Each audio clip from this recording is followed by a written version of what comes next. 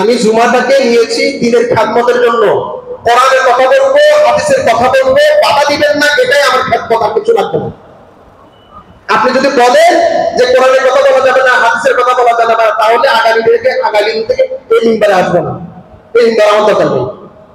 মিম্বারে বসে যদি কোরআনের কথা বলা না যায়, রাসূলের জীবনের কথা বলা না যায়, আংশিক বলবে আরেকটা যদি বলা না যায়, এই সমস্ত মুসল্লিদের ইমাম হওয়ার দরকার নয়।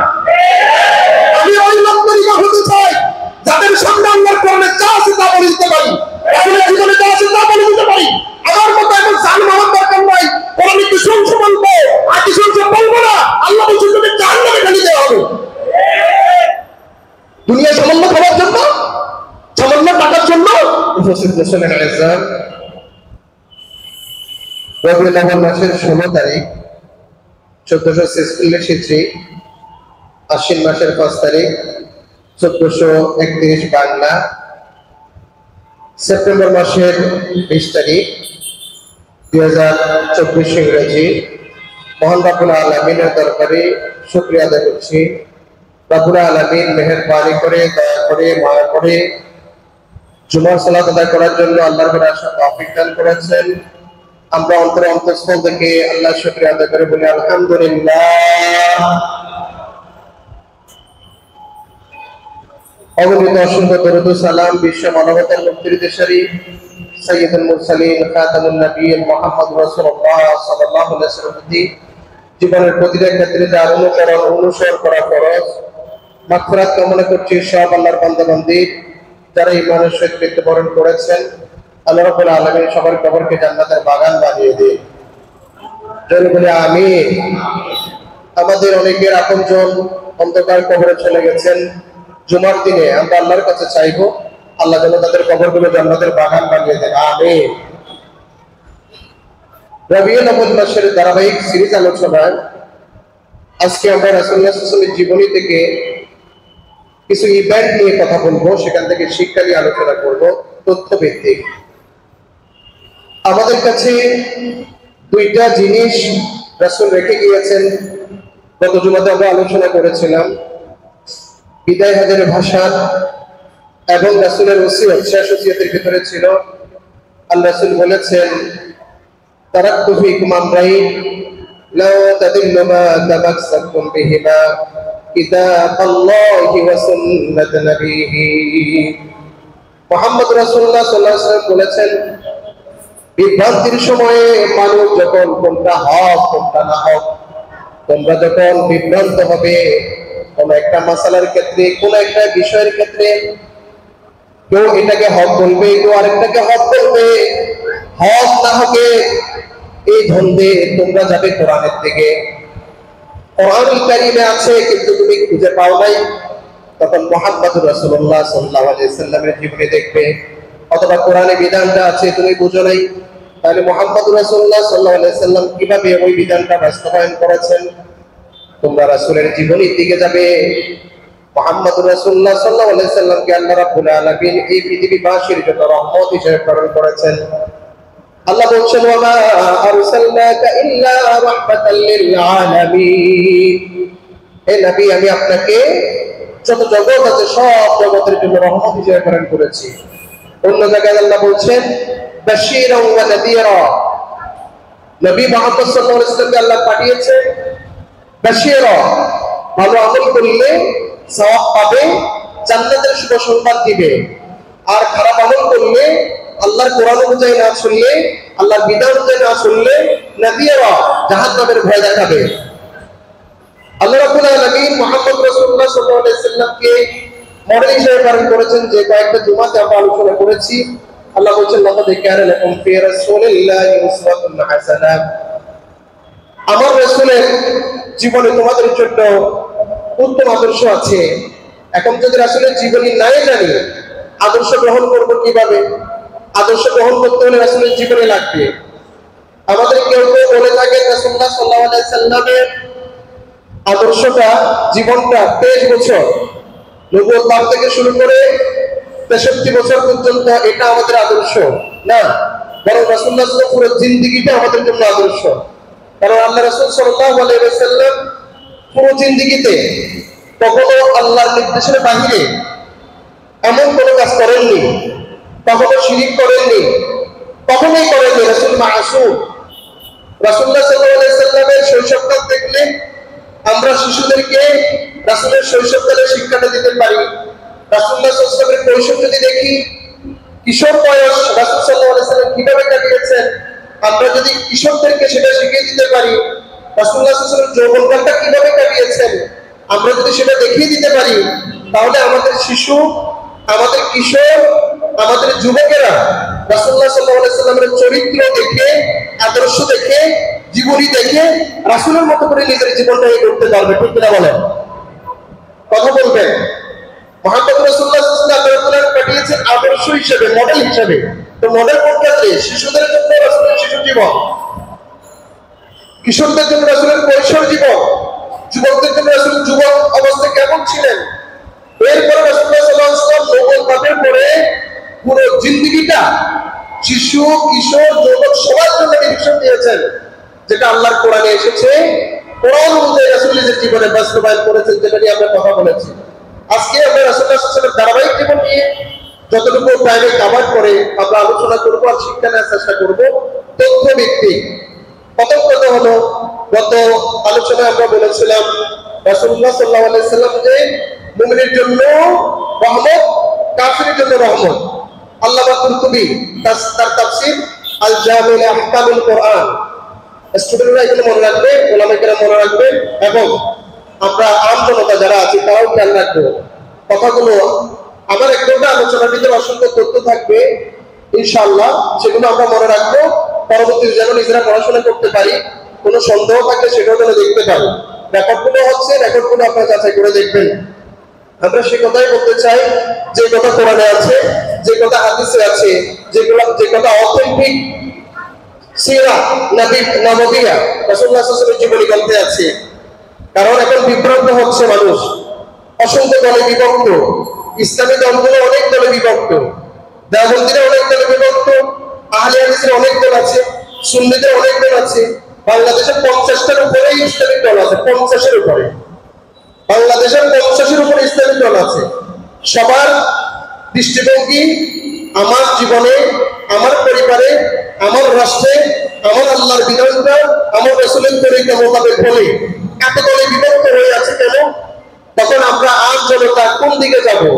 আমরা চাইবো যেটা কোরআনে পাই, যেটা হাদিসে পাই।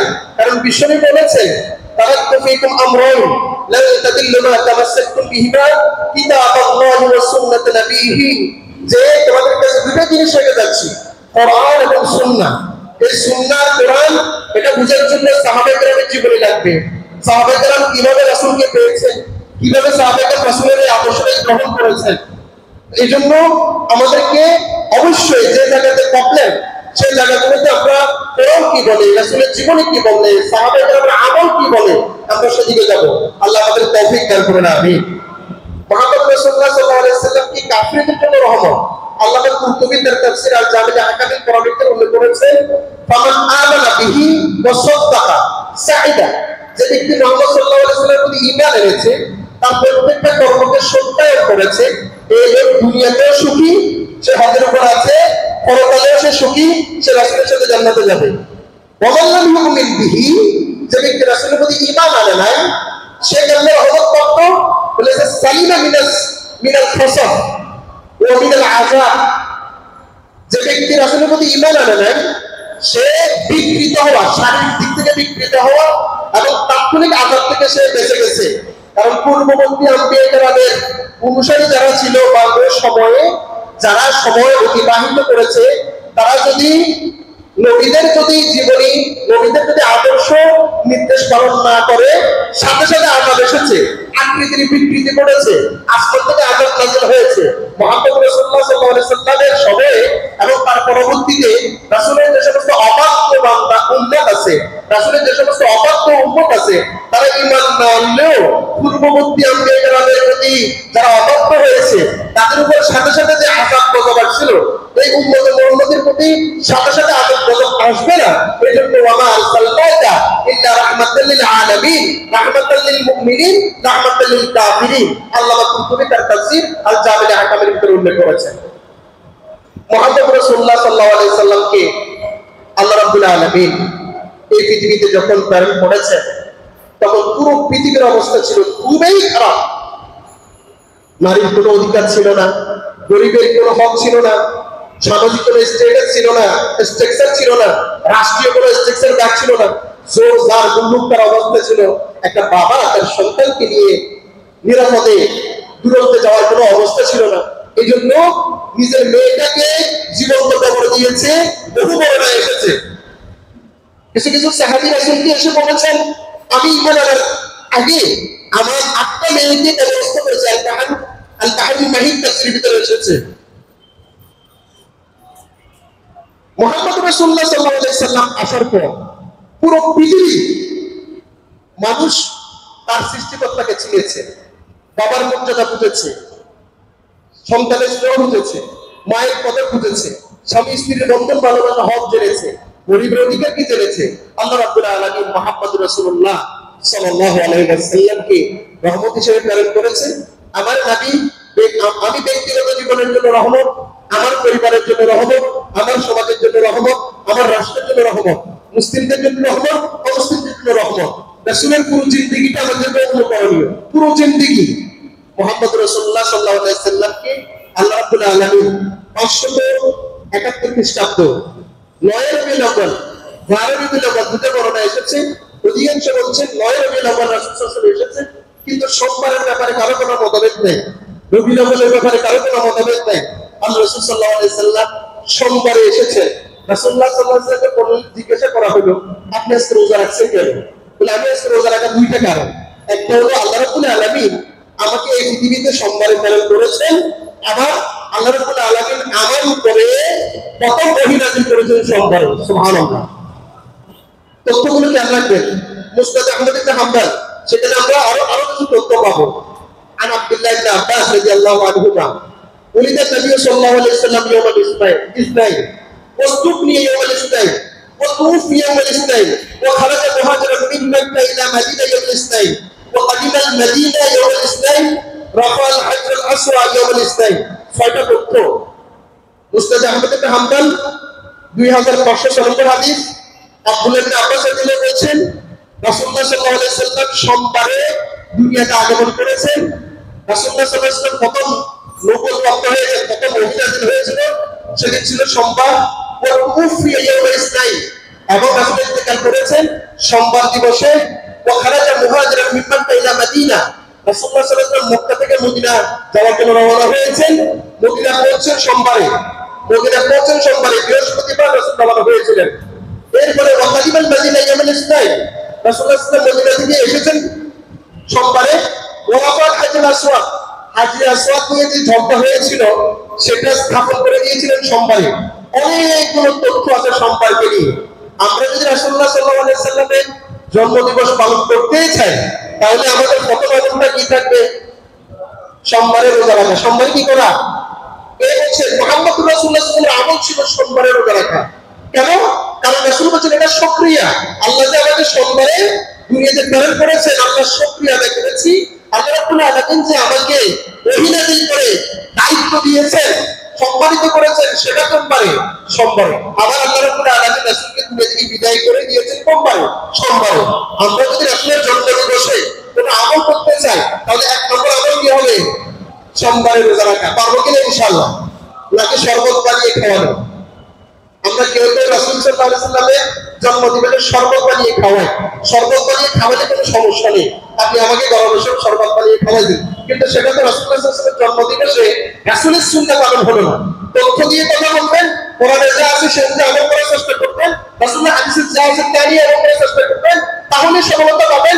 ব্যতিক্রম কোনো কিছু দেওয়া করলে সেটার তথ্য জানাস করা আপনার জন্য অবশ্যই করণীয়। কারণ রোগ যদি আপনার হয়, ডাক্তারের কাছে গেলেন, আপনি কি হলেন? আপনি রোগী সাবা পেলেন না, তখন আরেকজনের কাছে যাবেন, আপনি খোঁজ করবেন, জানবেন। আল্লাহর কোরআন তো আপনার কাছে অফেন করা, রাসূলের জীবনে অফেন করা, কোরআনের তারিখ ফার্স্ট টু লাস্ট পড়ে ফেলেন, রাসূলের জীবনে এটা প্রথম থেকে শেষ পর্যন্ত পড়ে ফেলেন। যাকনা একটা বছর, তারপরে শরীরটা আপনি পেয়ে যাবেন। আপনার আমার পুরো জিন্দেগি মুহাম্মদ রাসূলুল্লাহ সাল্লাল্লাহু আলাইহি ওয়াসাল্লামের তরিকা মোতাবেক যদি না হয়, তাহলে তাগুতের পথে চলে যাওয়ার সম্ভাবনা আছে না নাই? আল্লাহ আমাদের সবাইকে তৌফিক দান করুন, আমিন। তথ্য জানবেন এমনের জন্য চিন্তা করবেন। বিশ্বনবী মুহাম্মদ রাসূলুল্লাহ সাল্লাল্লাহু আলাইহি সাল্লামকে আল্লাহ রাব্বুল আলামিন এই পৃথিবীতে যখন প্রেরণ করলেন, ইয়াতীমাল আব,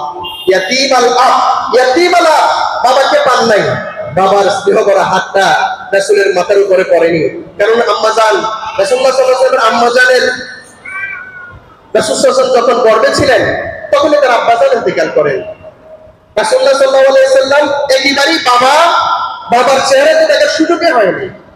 রাসূলুল্লাহ সাল্লাল্লাহু আলাইহি ওয়াসাল্লামের বয়স যখন 5 কি 6 বছর, রাসূলুল্লাহ সাল্লাল্লাহু আলাইহি ওয়াসাল্লামের বয়স 5 কি 6 বছর, রাসূলুল্লাহ সাল্লাল্লাহু আলাইহি ওয়াসাল্লাম আম্মাজান ইন্তেকাল করেন। ডিটেইলস বলার সময় নাই, যেহেতু আমার একটা টার্গেট, আমাকে অবস্থা যেতে হবে, আমি শুধু সেখান থেকে শিক্ষা নেব, আমরা শুধু শিক্ষাটা জানবো। রাসূলুল্লাহ সাল্লাল্লাহু আলাইহি ওয়াসাল্লামের আম্মাজান ইন্তেকাল করলেন, নাই বাবা নাই মা, আছে দাদা। এই দাদা সাধারণত নাতিদের বেশি স্নেহ করে থাকেন। সে দাদাও 578-79 সাল, রাসূলের বয়স 7 কি 8 বছর, দাদাও ইন্তেকাল করেন। দেখেন, বাপ নাই, মা নাই, দাদা নাই, এই এতিম সন্তান পুরো বিশ্ববাসীকে নেতৃত্ব দিয়ে গেছে। আজকে যদি কেউ যদি বাপ না থাকে, কারো যদি মা না থাকে, দাদা না থাকে, এত যদি না থাকে, তাকে তো আমরা, সে নষ্ট হয়ে যাবে, সে দুনিয়াতে সফল হবে না। এই তথ্য আমরা পাচ্ছি না। আমরা পাচ্ছি এই পৃথিবীর শ্রেষ্ঠ সন্তান, আল্লাহ রাব্বুল আলামিনের শ্রেষ্ঠ বান্দা, এই পৃথিবীর আল্লাহর রহমত মুহাম্মদ রাসূলুল্লাহ সাল্লাল্লাহু আলাইহি ওয়াসাল্লামকে বাপ ছাড়া, মা ছাড়া, দাদা ছাড়া একবারে এতিম অবস্থায় শক্ত করে তুলেছেন।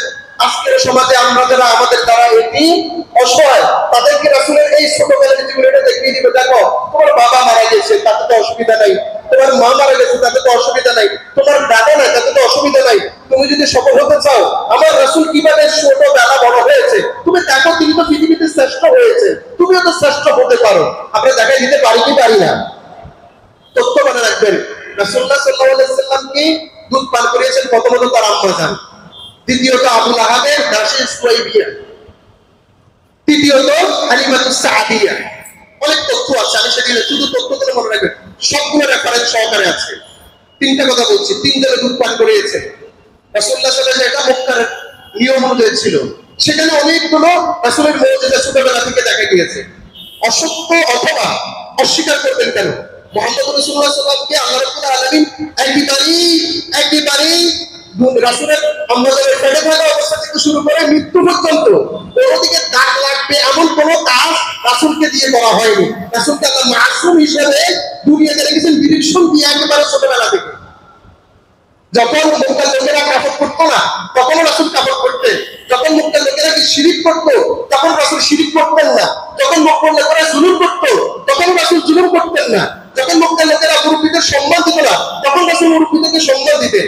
এই জিনিসটা রাসূলের এই শিশুকালটা আমাদের শিশুদেরকে যদি জানিয়ে দিতে পারি, আমাদের শিশুরা রাসূলের চরিত্রে ছোটবেলা থেকে শিশুরা শুনতে দেখে তারা বড় হবে। আমরা পারবো না ইনশাআল্লাহ?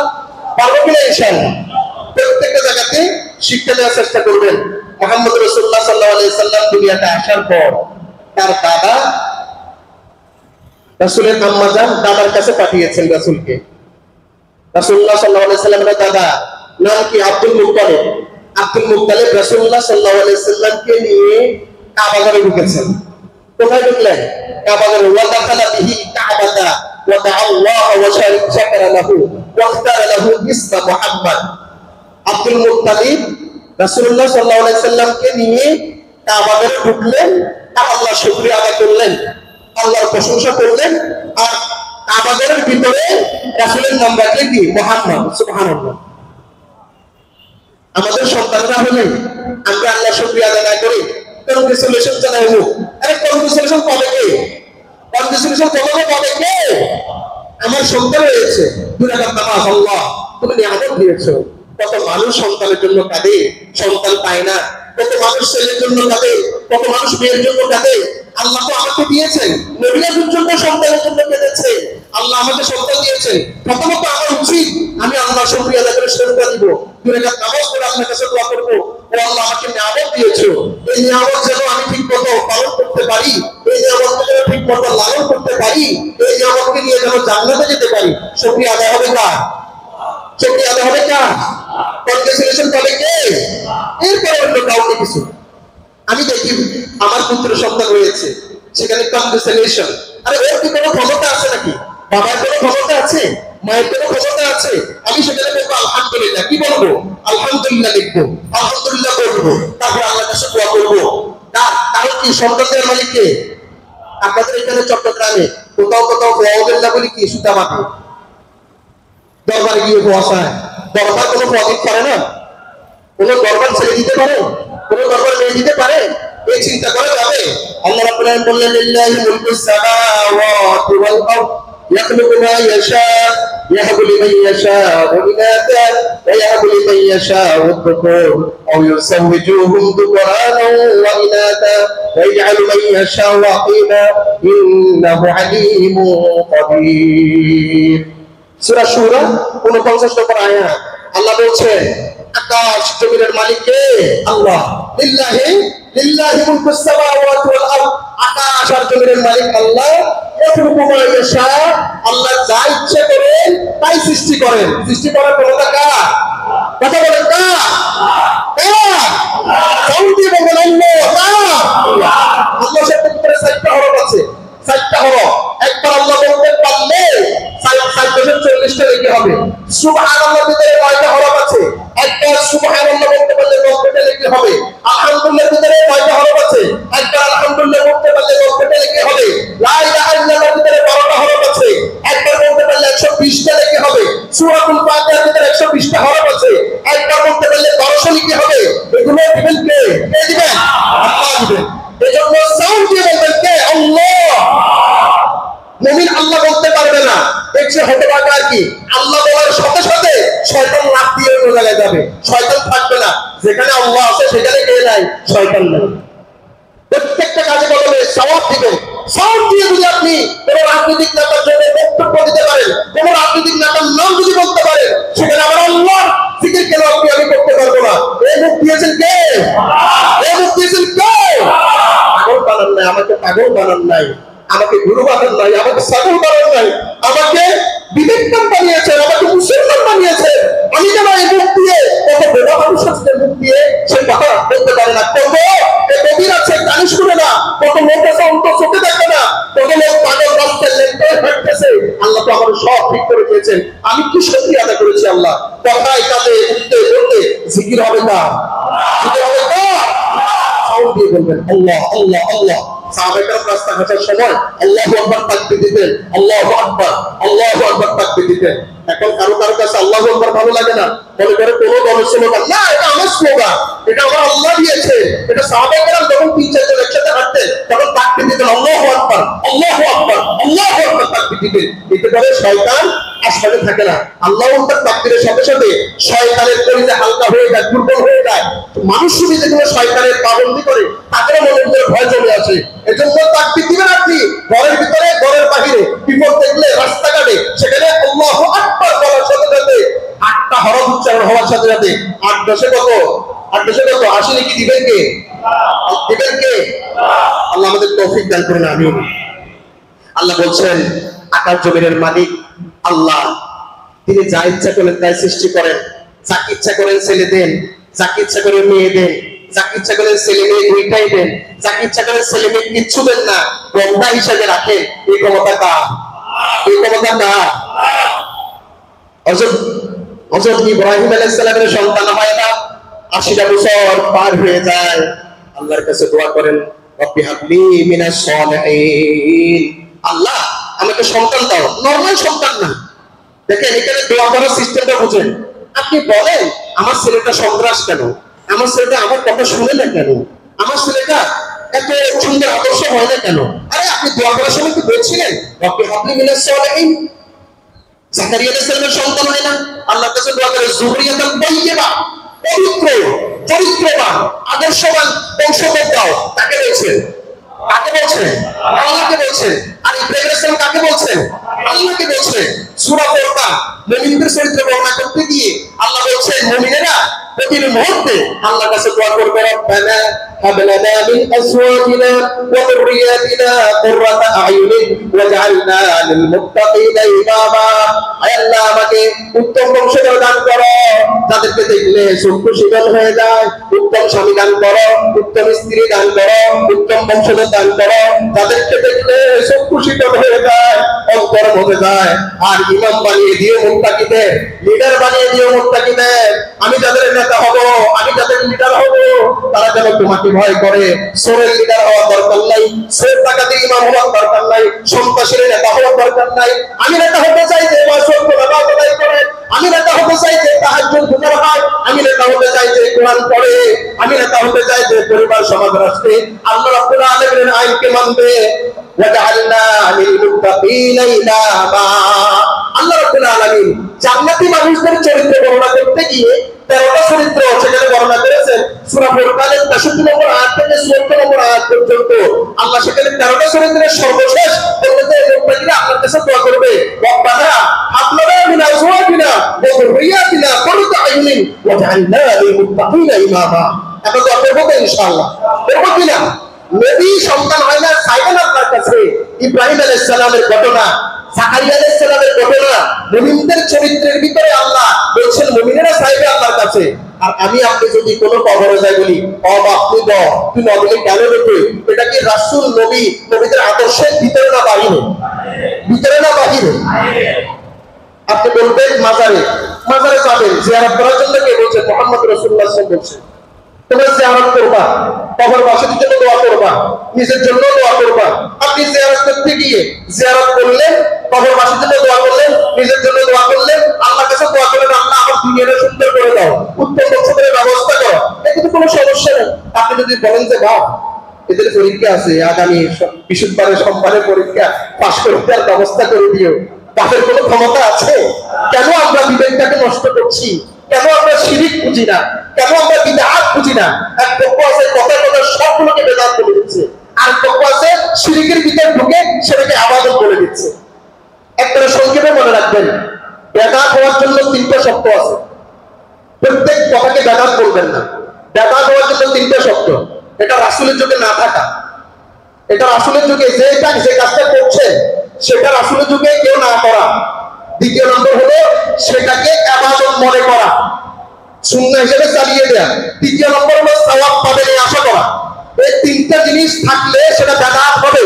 যদি সেটা রাসূলের যুগে না থাকে, কোরআন হাদিসে যদি সাপোর্টিং না থাকে, এবং সেটাকে আপনি বেদাত রাসূলের সুন্নাহ হিসেবে চালিয়ে দিলেন, আবার সওয়াবেরও আশা করলেন। কিছু কিছু কাজ আছে আমরা নিজেরা করছি যেটা রাসূলের যুগে নাই, সেটাকে আপনি রাসূলুল্লাহ সাল্লাল্লাহু আলাইহি ওয়াসাল্লামের সুন্নাহ করতে চিন্তা করবে, এটা রাসূল করছেন কিনা, সাহাবায়ে কেরাম করছেন কিনা, সেটাকে আপনি করছেন। যদি আপনি সেটাকে রাসূলের সুন্নাহ মনে করেন, সেটাকে সুন্নাহ হিসেবে চালিয়ে দিলেন, ইবাদত হিসেবে চালিয়ে দিলেন, সওয়াবের আশা করেন, তখন সেটা বিদআত হবে। আল্লাহ রাব্বুল আলামিন আমাদের বুঝার তৌফিক দান করুন, আমিন। একটা কথাও নিজের না, মানুষের কথা। কোন মানুষ মুফাসসিরিন کرام, কোন মানুষ মুহাদ্দিসিন کرام, কোন মানুষ ফুকাহা کرام, এই মানুষগুলোর কোনো ক্ষমতা নাই নিজের থেকে কোনো কিছু বানিয়ে দেয়া। এগুলো যা সব নকল করা, প্রত্যেকে কোরআন থেকে, প্রত্যেকে হাদিস থেকে, প্রত্যেকে ফিকহ কিতাব থেকে, তাফসীরের কিতাব থেকে। একটা কথা যদি আপনি কোনো রকমের ব্যতিক্রম পান, যে কোনো সময় জিজ্ঞাসা করবেন। এই যে পরীক্ষা করতে দরকার নাই, যে কোনো মুহূর্তে আপনার এই কথার কোনো তথ্য পাইনি, একবার মনে অফেন, একবার সবসময় অফেন থাকবো। আমি সার্ভিস মসজিদে 15টা বছর স্বরাষ্ট্র মন্ত্রণালয় থেকে ফোন আসছে থানাকে যে লোক ওয়াহাবি। প্রমাণ কি? প্রমাণ হলো জানাজার নামাজে নামাজ শেষে মুনাজাত করে নাই। তো জানাজার নামাজে শেষ করার সাথে সাথে মুনাজাত করার কোন জায়গায় আছে? কেউ নিজে নিজে করলে তার কাজ, সেটা ঠিক আছে। কিন্তু রাসূল সাহাবায়ে কেরাম ফুকাহা কেরাম মুহাদ্দিসিনরা জানাজার নামাজের সাথে সাথে মুনাজাত করার কোন জায়গায় আছে? জানাজার নামাজের পরে কবর দেওয়ার পরে মুনাজাত করার কথা আছে। তো আমি জানাজার নামাজ শেষ হলো, সাথে সাথে মুনাজাত করলাম না, এটা আমি ওয়াহাবি হয়ে গেলাম। ওয়াহাবি তো কি হয়েছে? সমস্যা কি? রাসূলের সুন্নাহ আমাদের কাজ হচ্ছে কিনা সেটা না দেখবেন। আপনারা কেউ করছে, কেউ বলতে করো কি, তারা যদি এটাকে রাসূলের সুন্নাহ মনে করে তাহলে দেখাইতে হবে রাসূল করছেন কিনা, সাহাবায়ে কেরাম করছেন কিনা। তাহলে তিনি বলে না রাসূল করার দরকার নাই, সাহাবায়ে কেরাম করার দরকার নাই, আমি নিজে নিজে করতেছি। তো আপনি সুন্নাহ বলতে পারবেন না, আপনি নিজে নিজে করেন। আল্লাহ আপনাকে আমাদের সবাইকে বুঝার তৌফিক দান করে। আমি অপবাদ দিবেন না, অপবাদ দিবেন না। স্পেশাল আমার ক্ষেত্রে, আমি জুমা পড়াই, মসজিদে ইমামতি করে আমার পেট চালাই না, একেবারেই না। যখন আমাকে নিয়োগ দেওয়া ছিল 8 জনের প্রতীক হিসাবে যাওয়ার কথা, ইন্টারভিউ দেওয়ার কথা, দ্বিতীয় জন হিসাবে আমি প্রথম। আমি এর আগে কোনো জুমা পড়াইনি। জুমা পড়ানোর পরে মোতাবল্লি বললেন যে আর কোনো ইন্টারভিউ হবে না, আর কেউ পড়ানোর দরকার নাই, আপনি পড়াবেন, আপনাকে কে দিতে হবে? আমি বললাম আমি বিশ্ববিদ্যালয়ে জব করি, ভালো টাকা পাই, আমি এক জায়গাতে নামাজ পড়াই, সেখানেও টাকা পাই। আমি জুমাটাকে নিয়েছি দিনের খাদমতের জন্য, কোরআনের কথা বলবো, হাদিসের কথা বলবো, বাধা দিবেন না, এটাই আমার খাদমত, আর কিছু লাগবে না। আপনি যদি বলেন যে কোরআনের কথা বলা যাবে না, হাদিসের কথা বলা যাবে না, তাহলে আগামী দিন থেকে এই মিম্বারে আসবো না, এই মিম্বার আমার দরকার নেই। মিম্বারে বসে যদি কোরআনের কথা বলা না যায়, রাসূলের জীবনের কথা বলা না যায়, আংশিক বলতে আরেকটা যদি বলা না যায়, এই সমস্ত মুসল্লিদের ইমাম হওয়ার দরকার নয়।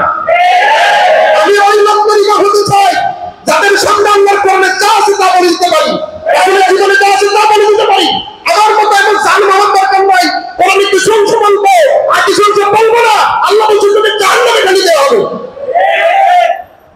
দুনিয়া সামান্য খাওয়ার জন্য, সামান্য টাকার জন্য এমুকের পিছনে ঘুরতা, এমুকের পিছনে ঘুরতা, কোথায় করতে হবে?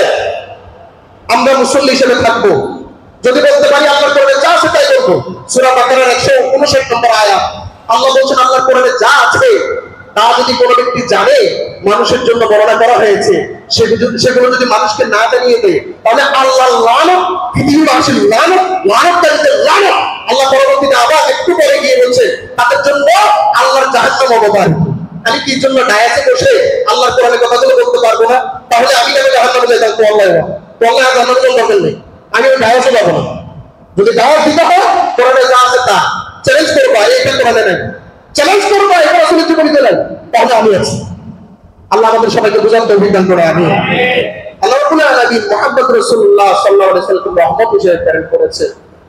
কোরআন কারীমে ৬০ জায়গায় মুহাম্মদ শব্দটা এসেছে। সূরা আলে ইমরানের 146 নম্বর আয়াত, সূরা আহজাবের 40 নম্বর আয়াত, সূরা মুহাম্মদের 2 নম্বর আয়াত, সূরা ফাতহের 29 নম্বর আয়াত। আর আহমদ শব্দটা আল্লাহ এক জায়গায় ব্যবহার করেছেন, সেটা হলো সূরা সফের মধ্যে। সূরা সফের মধ্যে আল্লাহ ইয়াতি মিন বা'দ ইসমুহু আহমদ, আমি সেদিকে যাচ্ছি না, মুহাম্মদ একটা চমৎকার নাম।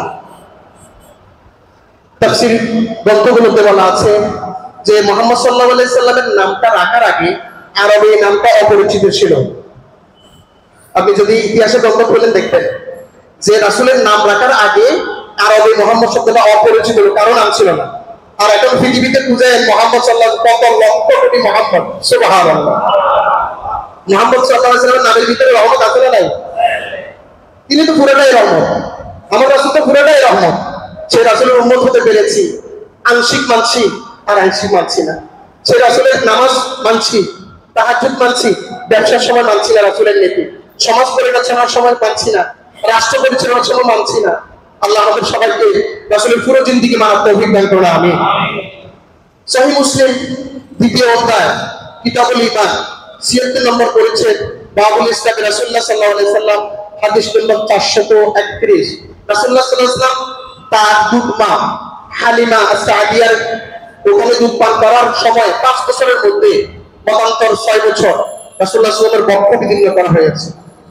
বক্রটা ছিঁড়ে বাচ্চাদের সাথে ছিলেন, ছিঁড়ে 5 বছর বয়সে সেখান থেকে তার কলিজা বের করে জান্নাতি প্লেটে রেখে জমজমের পানি দিয়ে ধুয়ে আবার দিয়ে দিলেন।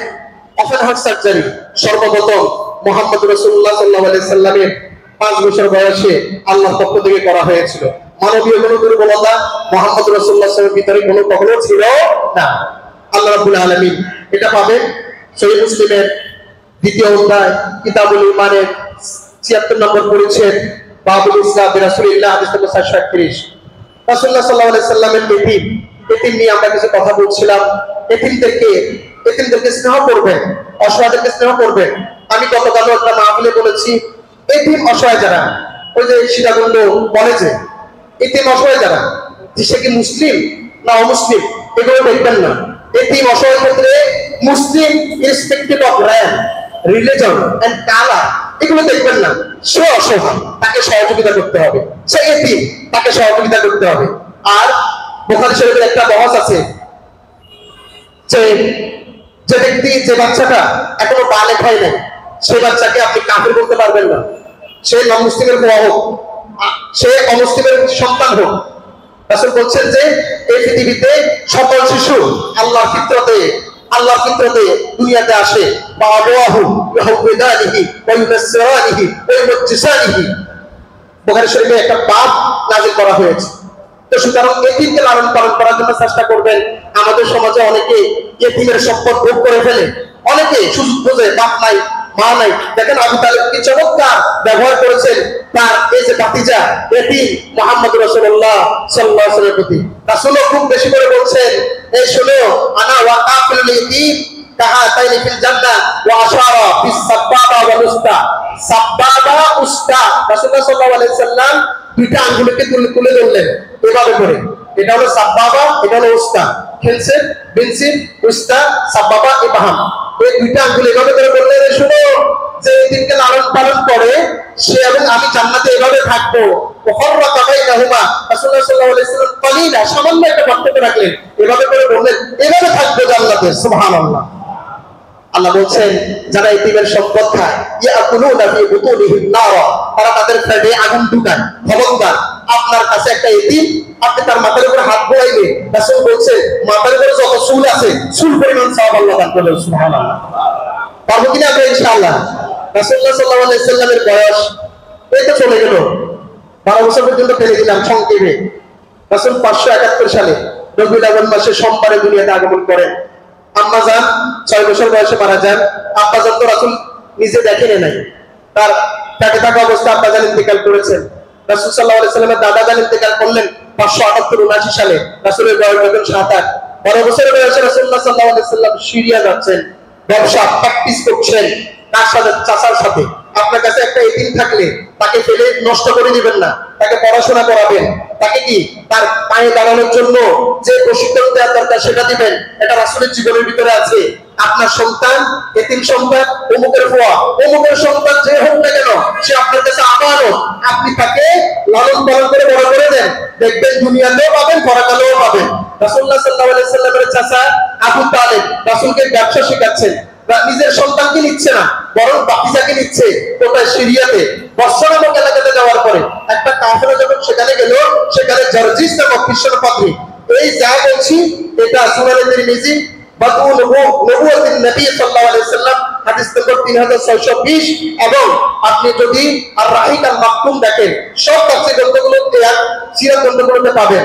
রাসূলুল্লাহ সাল্লাল্লাহু আলাইহি সাল্লাম যখন যাচ্ছিলেন, পুরো কাফেলা যখন যাচ্ছিল, মেঘমালা এবং যা দুই একটা গাছ যেখানে আছে পাথর রাসূলকে লক্ষ্য করে সেজদায় অবনত হয়ে যাচ্ছে।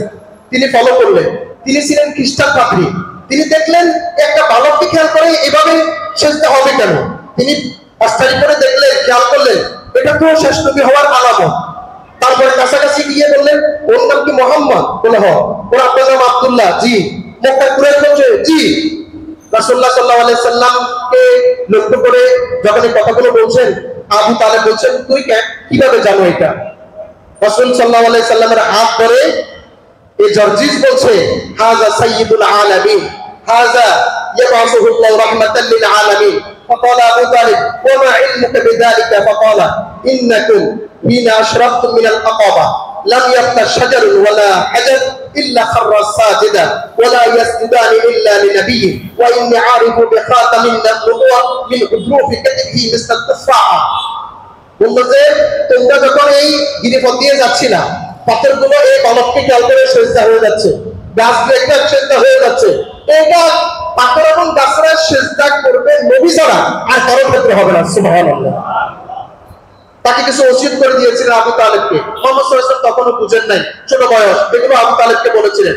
আপনারা এটা খুঁজে পাবেন বাদউ নবুওয়াতিন নবী সাল্লাল্লাহু আলাইহি ওয়াসাল্লাম তিরমিজি শরীফের 3620 নম্বর হাদিস, সিরাত ইবনে কাসির সিরাতুন নববিয়্যা ইবনে কাসির আল বিদায়া ওয়া নিহায়া দ্বিতীয় খণ্ডের 347 পৃষ্ঠা, তারিখে তাবারি যিকর রাসূলুল্লাহ সাল্লাল্লাহু আলাইহি সাল্লাম প্রথম খণ্ডের 520 নম্বর পৃষ্ঠা, আর রাহিকুল মাকতুম আরবিটার 49 নম্বর পৃষ্ঠা। এগুলো আমি পড়ে নাম্বার দিয়েছি, আরো অসংখ্য সোর্স আছে। কারণ অনেকে এই কথাটাকে বিশ্বাস করে না, বলে না এরকম কিছু ঘটে নাই।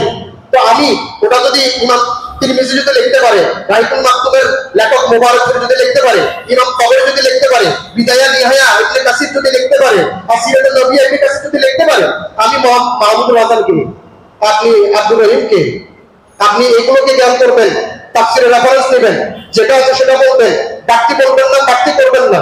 আল্লাহ রাব্বুল আলামিন মুহাম্মদ রাসূলুল্লাহ সাল্লাল্লাহু আলাইহি ওয়াসাল্লামকে মুআজিজা দিয়েছেন কি দেন নাই? এটা একটা সেটা।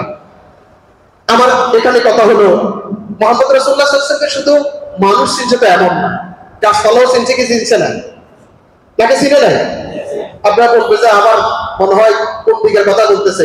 ইমাম বুখারী সহিহ বুখারী 65তম অধ্যায় কিতাবুল মানাকিব 22তম পরিচ্ছেদ বাবু আলামাতিন নবুওয়া ফিল ইসলাম, এই জায়গাতে আব্দুল্লাহ ইবনে ওমর রাদিয়াল্লাহু বলছেন রাসূলুল্লাহ সাল্লাল্লাহু আলাইহি ওয়াসাল্লাম খুতবা দিচ্ছিলেন।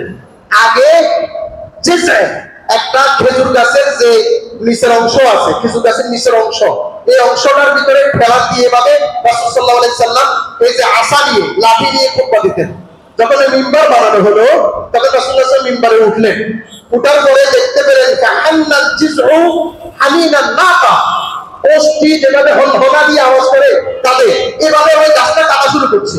রাসূল সাল্লাল্লাহু আলাইহি ওয়াসাল্লাম মিম্বার থেকে নেমে এসে একটু মাসে করে দিলেন, এরপরে সে শান্ত হয়ে গেল।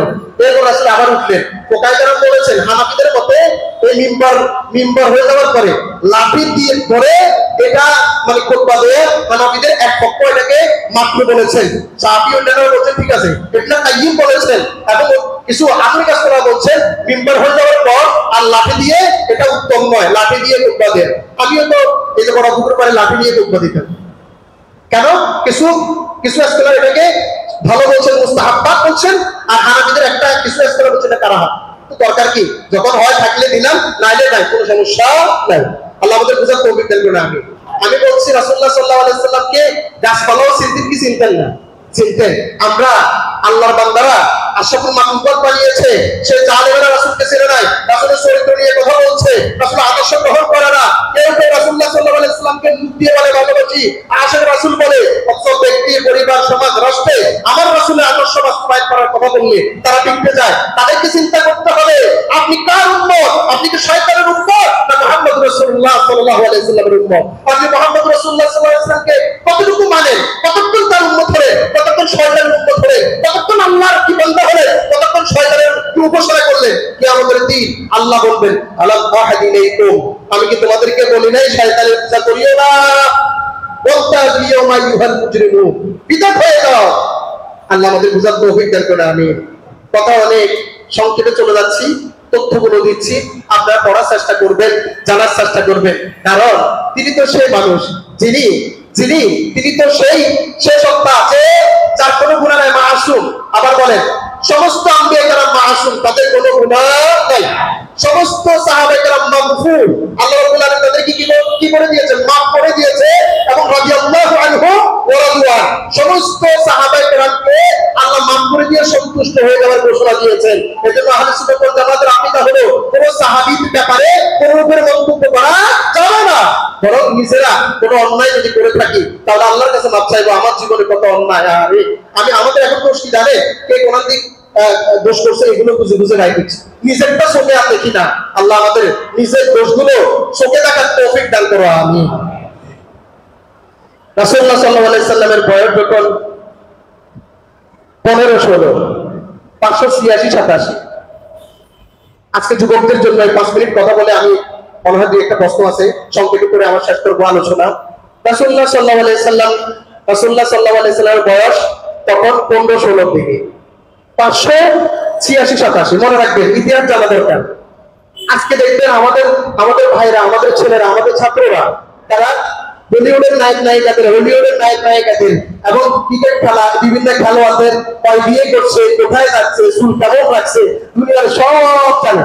অথচ যিনি পুরো বিশ্বকে নেতৃত্ব দিয়েছে, he was only one man who was supremely successful, on both in this secular level and spiritual level. একজন non-Muslim scholar শরীফ মাইকেল ইসহাক বলেছিলেন, সেই অমুসলিম ভাইও রাসূলের ব্যাপারে তার মন্তব্য, আমার আল্লাহ তো বলেছেন ইন্নাকা লাআলা খুলুকিন আযীম। আল্লাহ সার্টিফিকেট দিয়েছে দুনিয়ার মানুষের জন্য আমার দরকার, কিন্তু কাফিরদের জন্য দরকার, যে তোমরা তো নাস্তিকদের জন্য দরকার, তোমরা তো আল্লাহ মানো না, তোমরা তো রাসূল মানো না, কিন্তু তোমরা মাইকেল এই ছাপকে মানো। কারণ কি, সেই টেক্সাস ইউনিভার্সিটির প্রফেসর, সে ও কিছু, কিন্তু সে তো বললো এই পৃথিবীতে সফলতার চূড়ান্ত পর্যায়ে যদি কারো নাম দিতে হয় তার নাম মুহাম্মদ সাল্লাল্লাহু আলাইহি ওয়াসাল্লাম। আপনি কি রাগ করছেন? বিরক্ত হচ্ছেন মনে হয়? মাথার ভিতরে যদি মনে করেন যে এই হুজুর আমার পক্ষে না, তাহলে এই কথাগুলো ভালো লাগবে না। কারো কারো মাথায় এটা আছে, কিন্তু আমি বলি কি জানেন, সবাই আমার পক্ষে, কারণ আমি সবাইকে বলছি। আর আমি কি বলি জানেন, কোন কথা কোন তথ্য যদি আপনার কাছে অসত্য মনে হয়, সাথে সাথে রেফারেন্স চাইবেন, নিজে চাইবেন, কমন থেকেও চাইবেন, সঠিক যেটা সেটা। 15 বছরে কোন মুসল্লি থেকে একটা বিরোধ প্রতিক্রিয়া পাইনি। কারণ মাহমুদুল হাসান কোন মুসল্লি যদি বলে আপনার পিছনে নামাজ পড়বো না, মুসল্লি যদি একটা অংশ বলে মাহমুদুল হাসান এখানে পড়বা দিবে না, একেবারে দিবে না, এখানে না, পাঁচওয়াক্ত নামাজ পড়া হবে।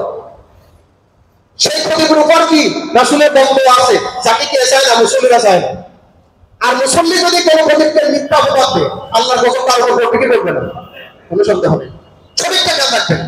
তত্ত্ব আল্লাহ বলবেন, আমার আপনি কি চিন্তা করতে পারবেন আমি যে আমার উজু আছে না এটা বাইরে দেওয়া সম্ভব? কোন ইমামের উজু আছে না মুক্তাদির কি বাইরে দেওয়া সম্ভব? বাইরে থেকে উজু করে আসছে, আর আপনি মনে করছেন যে সে অত উজু করে আসে নাই, উনি নামাজ পড়াচ্ছে, আপনি যতক্ষণ না উজু করবেন কারণগুলো তার কাছে দেখতে না পাবেন, আপনি কি বিশ্বাস করতে পারবেন? তো কয়টা আপনি শক্তি বাইর করবেন?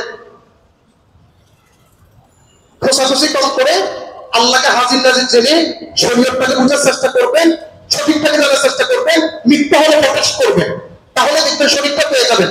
মাথাকে খালি করবেন, আল্লাহ আমার মাথা খালি, কোরআনে যা আছে তা মানবো, রাসূলের জীবনে যা আছে তা মানবো, কেউ যদি মিথ্যা বলে সেটা প্রকাশ করবো। মিথ্যা বলছে কিভাবে বুঝবো?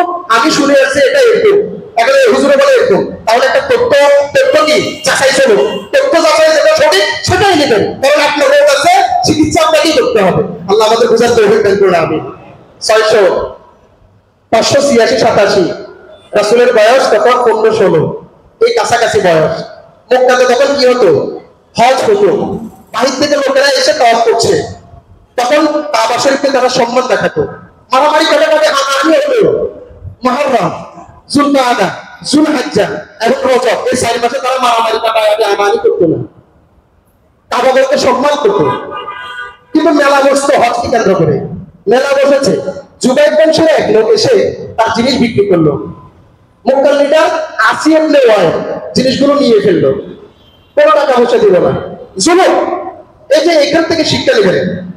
আকবরে মক্কা মুহাম্মদ ইবনে ইসহাক বৎসখণ্ডের 195 নম্বর পৃষ্ঠা, আরো অনেক জায়গাতে তথ্যটা পাবেন।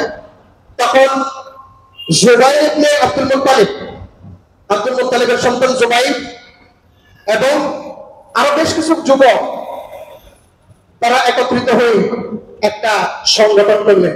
এই সংগঠনের নাম কি? হিলফুল ফুতুর। রাসূল সাল্লাল্লাহু আলাইহি ওয়াসাল্লাম ওই সংগঠনে অংশগ্রহণ করলেন, শপথ নিলেন তাদের সাথে। হিলফুল মানে শপথ, আর ফুতুর মানে পারসু, ভালো কাজ। হিলফুল ফুতুর হলো বা ওই পারসু, ভালো কাজের শপথ। রাসূল এখানে অংশগ্রহণ করলেন, বললেন কি, ইন্নাল ফুতুলা তাহাদাফু ওয়া তাআকাদু আল্লাহ ইউকিমা বিবাদি মাক্কাতা যালিমু। আজ থেকে আমরা শপথ নিলাম, আমরা ঐক্য হলাম, আমরা এক হলাম, মক্কা নগরীতে আর কোনো জুলুম চলতে পারবে না। রাসূল সাল্লাল্লাহু আলাইহি ওয়াসাল্লামের বয়স 15-16। আজকের এই যুবক যারা, আপনার সন্তান 15-16 বছর, 20 বছরে, আপনার সন্তানকে রাসূলের চরিত্রে একটা ভালো সংগঠনের সাথে মিশিয়ে দিবেন। ওই ছেলে নামাজ পড়ে তার সাথে যাবা, ওই ছেলেগুলো কোরআন পড়ে তাদের সাথে যাবা, ওই ছেলেগুলো দাড়ি রাখে তাদের সাথে যাবা, ওই ছেলেগুলো কিরাম করে ছোটদের উপরে কাপড় পরে তাদের সাথে যাবা, ওই ছেলেগুলো কি কত চমৎকার সুন্দর সুন্দর ব্যবহার, ওই ছেলেগুলো গরিব অসহায়ের সাথে যায়, গরিব অসহায়কে হেল্প করে, রোগীর সেবা করে, এই ছেলেগুলো অন্যায়ের বিরুদ্ধে দাঁড়িয়ে যায়। আপনার সন্তানকে আপনারা বলেন কি, যাইও না, খবরদার, এটা যাইও না, কেন যাইবা না? আপনার সন্তানকে বলবেন, তোকে আমার রাসূলের এই 15-16 বছর থেকে 20 বছর জীবনের অবস্থা দেখতে চায়। আমার রাসূল জালেমদের বিরুদ্ধে দাঁড়িয়েছে, যখন ওহী নাযিল হয় নাই তখন আমি সেটা দেখতে চাই। আমার রাসূল তার বয়সে কখনো শিরক করে নাই, তোকে সেরকম দেখতে চাই। আমার রাসূল ছোট অবস্থায় মুরব্বীদেরকে সম্মান করছে, তোকে যেভাবে তার লাইফটা অতিবাহিত করছে তোকে সেরকম দেখতে চাই, তখন আপনার সন্তানকে নিয়ে চিন্তা করার কোনো কারণ হবে না। আপনার ছেলেকে বিশ্ববিদ্যালয়ে পাঠিয়েছেন, আর ছেলে সিগারেট খাচ্ছে, মদ খাচ্ছে, গাঁজা খাচ্ছে, আপনার মতো শত শত ছেলেকে পিঠে হত্যা করে দুনিয়া থেকে বিদায় করছে, ঠিক না বলেন? এই গত 2 দিন আগে ঢাকা ইউনিভার্সিটিতে একজনকে বাপ সবাই মেরে ফেলেছে। আমরা এগুলো দেখতে চাই না। যে সন্তান হোক না কেন, যে গোত্র হোক না কেন, যে দলের হোক না কেন, এভাবে বাপ সবাই পিঠে পিঠে মেরে ফেলা, এটা কোনো মানবতা এটাকে স্বীকার করবে না। আপনার মতো একটা ভালো ছেলেকে হত্যা করে ফেলেছে। এরপরে যে 19 জন 20 জনকে ধরা হলো, আমি বলেছি জুমাতে, আপনাদের এখানে বলে না, সবসময় বলে যাচ্ছি, যে 19 জন ছেলেকে ধরা হয়েছে, ওই 19 জন ছেলে পুরো দেশের বাছাই করা ছিল, যাদের ফাঁসির অর্ডার হয়েছে বাছাই করা ছিল। সেটা ছাত্রলীগ করে না, ছাত্র ইউনিয়ন করে অথবা অন্য কোনো দল করে। আমার প্রশ্ন সেটাও, আমার প্রশ্ন হলো, এই ছেলেটা টিউশনি করতো, বাবাকে ঠেলা গাড়ি চালাইতো, সেই সময় তো বন্ধ ছিল, ভালো ছিল, নামাজ পড়তো, দাঁড়িয়েও আছে। এই যে ভূমিকা আসার পরে সেই ছেলেকে মক্ষর টাকার ভালো ছেলেদেরকে হত্যা করে ফেলার জন্য এই চরিত্র শিক্ষা দিয়ে দিয়েছে। আপনাকে বের করতে হবে। আপনার সন্তানটা বাচ্চাটিতে হয়েছে, কি হয়েছে? এটা আপনার সন্তান। সকালবেলা ফজর নামাজ পড়ে না, উঠা গায়ে ফেলে ফেলে দেন, আমার সন্তান নামাজ পড়, কারোর সঙ্গে আমি করতে পারবে না, কারণ জুলুম জুলুমা। আজকে তাদের বাবাগুলো আশা করছিল আমার ছেলেটা বই থেকে বের হয়ে, ডাক্তারি থেকে বের হয়ে, বিশ্ববিদ্যালয় থেকে বের হয়ে দেশের কাজে যাবে, সম্মানটা পাবো। পেলে তাদের বাবারা সম্মান পেল, তাদের জন্য কোনো আইনজীবী পর্যন্ত লাগানি। এই জন্য বিশ্বনবী সাল্লাল্লাহু আলাইহি ওয়াসাল্লামের চরিত্র দরকার। আমরা আমাদের সন্তানগুলোকে রাসূলের চরিত্র যদি চরিত্রবান করতে পারি, তাহলে দেখবেন আপনার সন্তান, আমার সন্তানগুলো এদের দ্বারা বাপ মারও কোনো সমস্যা হবে না। কেন আমরা আপনারা দেখতেছি না ছেলে বাপেরে মারে নাই পত্রিকা আসতেছে না, গাজার জন্য টাকা দিয়ে না মারে, পিঠি মেরে মাথা ফেলে দিয়েছে। আপনার সন্তানকে গাজাখোর বানালেন কে? আপনি ছোটবেলা থেকে তাকে শাসন করেন না কেন? বিশ্ববিদ্যালয় কলেজে গিয়েছে, তাতে কি হয়েছে? বলেছেন তো 4 বছর পায়খানা পরিষ্কার করেছি। মা বলে তোকে 2 বছর দুধ পান করে আমার যে কষ্ট হয়েছে। সন্তান থাকলে থাকলে আমি চলে যা, কষ্টের জীবন আগে যেভাবে ছিল এখনো থাকো। তোর মতো সন্তান আমার দরকার নাই, যে সন্তানের জন্য মানুষের মুখ দেখাতে পারি না, যে সন্তান মানুষ করে, যে সন্তান গাঁজা খায়, যে সন্তান কি নেশাগ্রস্ত হয়, যে সন্তানের রাত নাই দিন নাই, এই সন্তান চাই না। সন্তানের মুখের সামনে বলে দে। আল্লাহ আমাদের সন্তানগুলোকে রাসূলের চরিত্রবান হওয়ার তৌফিক দান করুন, আমিন। রাসূল সাল্লাল্লাহু আলাইহি ওয়াসাল্লাম বলছেন, ইরতানিম খামসান শাবাবাকা কাবলা হারামিক। এই আমার উম্মতেরা শোনো, 5টা জিনিস আসার আগে 5টা জিনিসকে গুরুত্ব দিও। শাবাবাকা কাবলা হারামিক, যৌবনকাল, বার্ধক্য আসার আগে যৌবনকালকে প্রাধান্য দিও। সিহাতাকা কাবলা সুকমিক, অসুস্থ আসার আগে সুস্থতাকে গুরুত্ব দিও। জ্ঞানাকা কাবলা ফাকরিক, দরিদ্র অবস্থা হওয়া আগে তোমার যে স্বাবলম্বিতা সেটাকে গুরুত্ব দিও। সে টাকা পয়সা গুলো মসজিদ, মাদ্রাসা, ইতিমখানা দিয়ে দিও। আপনারা এই যে মসজিদে, আমি তো বলি প্রতি মসজিদ প্রতি জুমাতে যাদের সামর্থ্য আছে 1000 টাকা করে নিয়ে আসবে। গত জুমাতে আমি এখানে 1000 টাকা দিয়েছি, আপনারা হয়তো অনেকে দেখেন না। এটা এখানে দিয়েছে একটু না, আমি ফায়ার সার্ভিসে কোনো টাকা পয়সা নিই না। আমি বড়পুকুর পাড়ে মসজিদে প্রতিদিন মসজিদে যাওয়ার সময় 1000 টাকা নিয়ে যাই মসজিদের জন্য। এমন খেয়ালকে জানেন, আমার খেয়াল হলো এক জুমাতে যদি আমি 1000 টাকা দিই, 52টা জুমা, এক বছরে 52,000 টাকা আমার অজান্তে আমার অ্যাকাউন্টে জমা হবে। আমাদের কার করে এক সপ্তাহে 5,000 টাকা খরচ হয় না? ম্যাক্সিমাম শহরে এক মাসে 20-30,000 টাকা খরচ হয়। 30,000 খরচ হলে 29,000 খরচ করবো, 25,000 খরচ করবো, এক সপ্তাহে 7,000 হলে 6,000 খরচ করবো, আর 8,000 মসজিদে দিয়ে দিব। আপনারা এই মসজিদের জন্য বা যেখানে জমা করেন, এটা একটা চমৎকার যে আমি জুমার দিনে যাওয়ার সময় উজু করে আজানের আগে মসজিদে যাব, তাহলে একটা ওয়াক্ত কোরবানি করার সওয়াব পাবো। আর আমার সামর্থ্য অনুযায়ী 1000, 500, 100, 200 কমপক্ষে ছাত্র হলেও 10টা টাকা বাপ থেকে নিয়ে এসে 10টা টাকা মসজিদে খালি হাতে কেউ আসবে না। এতে করে কি আপনার অ্যাকাউন্ট ছাত্রবেলা থেকে শুরু করে মৃত্যু পর্যন্ত দেখবেন, আপনি জানবেন না আজকে আতঙ্কে আছেন হাসরের মাঠে, কোনো সওয়াব কি নাই, সওয়াবের বিশাল পাহাড় চলে আসছে, আপনার হিসাব নেই। কেন? ওই প্রতি জুমাতে আপনি 10 টাকা দিয়ে আল্লাহকে খুশি করতে দিয়েছেন। আল্লাহ আমাদের তৌফিক দান করুন, আমিন। এরপরে ও ফাওয়াদিকা কাবলা শুগালি, কাজ ব্যস্ত এসে যাওয়ার আগে কি খালি আছে ওই সময়টাকে কাজে লাগো। এই সে ফজর নামাজ পড়ার পর থেকে একটা আনন্দের শহর ছিল, সেটা করে এখানে আসলাম। এখানের পরে কাপটা একটা মাহফিল আছে, সেখানের পরে রাতের বেলা মুঘল দূরে আছে। এই কোনো টাইমটাতে খালি ছিল, তো পুরো টাইমটা আমি কোরআন তেলাওয়াতে, জিকির আজকারে যখন যেরকম থাকি, খালি থাকা অবস্থায় সারাক্ষণ আল্লাহর ইবাদতে মগ্ন থাকা, ওই যে মুমিনের কর্তব্য, চেষ্টা করবো তো ইনশাআল্লাহ। রাসূল সাল্লাল্লাহু আলাইহি ওয়াসাল্লাম বলছেন, লা তাযুলু কাদামা ইবনি আদম حتى يسأل عن خمس عن عمره فيما أفنى وعن شبابه فيما أبلى وعن ماله من أين اكتسب وفيما أنفق وما عمل فيما علم বিশ্বনবী সাল্লাল্লাহু আলাইহি সাল্লাম বলেছেন যে তোমাদের হাশরের মাঠে সূর্য যখন এক মাইল করে চলে আসবে তাদু শামসু ইয়ামাল কিয়ামাতি আলা কাদরি মিলিন কিয়ামতের দিবসে এক মাইল করে কি চলে আসবে সূর্য চলে আসবে ইয়াগলি মিনহাল হাওয়া মানুষের মাথার মগজগুলো বক বক করে উতরাবে কামাই ইয়াগলিল কুদু ট্যাক্সিতে পানি দেওয়ার পরে সাউন্ড দেওয়ার পরে যখন মাথার মধ্যে উতরায় মানুষের মাথার মগজগুলো বক বক করে উতরাবে মানুষ তো মরবে না কারণ মৃত্যু করার মৃত্যু নাই তখন মানুষগুলো hayran pereşan হয়ে আদম আলাইহিস সালামের কাছে যাবে অন্য সময় আমরা এই হাদিসটা বর্ণনা করব আমি শুধু যে হাদিসের প্রেক্ষাপট বলছি ওই সময় আল্লাহ রাব্বুল আলামিন পাঁচটা প্রশ্ন চাইবেন লা তাজুল কদম ইবনে আদম হাত্তা ইউসআল আন খামসি জীবন কোথায় দেয়া হয়েছে আন উমরি ফিমা আফনা how did you pass your life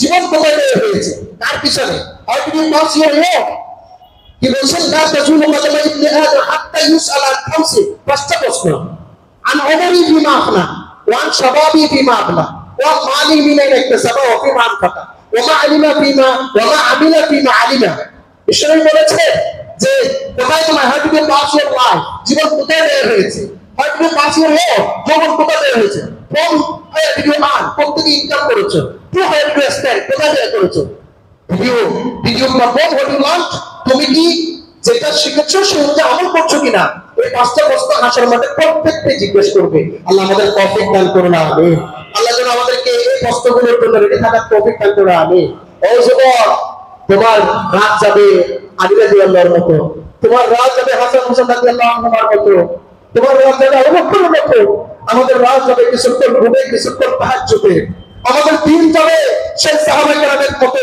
যুবকেরা কেন খেলাধুলাতে সময় নষ্ট করবে মোবাইল কেন সময় নষ্ট করবে বাপমার কথা তারা শুনবে না কেন ওস্তাদের কথা তারা শুনবে না কেন একজন মুরব্বীকে দেখলে কেন তারা দাঁড়িয়ে যাবে না সম্মান দেখাবে না মুরব্বীকে জায়গা করে দিবে না তাদের কি শরীরে এত বাহাদুরি কেন তাদের ভিতরে চলে আসবে তাকে বলে দিতে হবে একদিন তুমি এই বিদ্যা হতে যাবে একদিন তুমি বাবা হবে একদিন তুমি এই জায়গায় যাবে সুতরাং এটা সার্কেলিং হবে তোমাকে করতে হবে ইনশাআল্লাহ আল্লাহ যদি তৌফিক দান করে আর আগামী জীবনে যদি এখানে পড়াইতে হয় যদি পড়াই তাহলে রাসূল সাল্লাল্লাহু আলাইহি সাল্লামের এই 25 বছর থেকে শুরু করে এই যে 15 থেকে 20 বছর পরে 25 বছর থেকে শুরু করে আমরা মাক্কি জীবন পুরো শেষ করার চেষ্টা করব অসংখ্য বর্ণনা আছে বিশেষ করে রাসূল যখন ওহী নাযিল হয়েছিলেন রাতের উপর ওহী নাযিল হয়েছিল খাদিজা রাদিয়াল্লাহু আনহা রাসূলের 6টা চরিত্র বর্ণনা করেছিলেন কি নবুয়ত লাভের আগে সেগুলো আমাদের আছে কিনা বুখারী শরীফে 3 নম্বর হাদিসে আছে এরপরে রাসূল যখন দিনের দাওয়াত দেওয়া শুরু করলেন তখন 70 রকমের বাধা দিয়েছিল কাফেররা এসে যেরকম দেখবেন আপনি মিলাবেন প্রত্যেকটা বর্তমান সময়ের সাথে মিলে যাবে আপনি যদি ইসলামের দাওয়াত 100% করতে যান আত্মত্ব সহকারে সেগুলো আমরা আলোচনা করার চেষ্টা করব আল্লাহ আমাদের সবাইকে তৌফিক দান করুন ওয়া তৌফিক ইল্লা বিল্লাহ আসসালামু আলাইকুম ওয়া রাহমাতুল্লাহ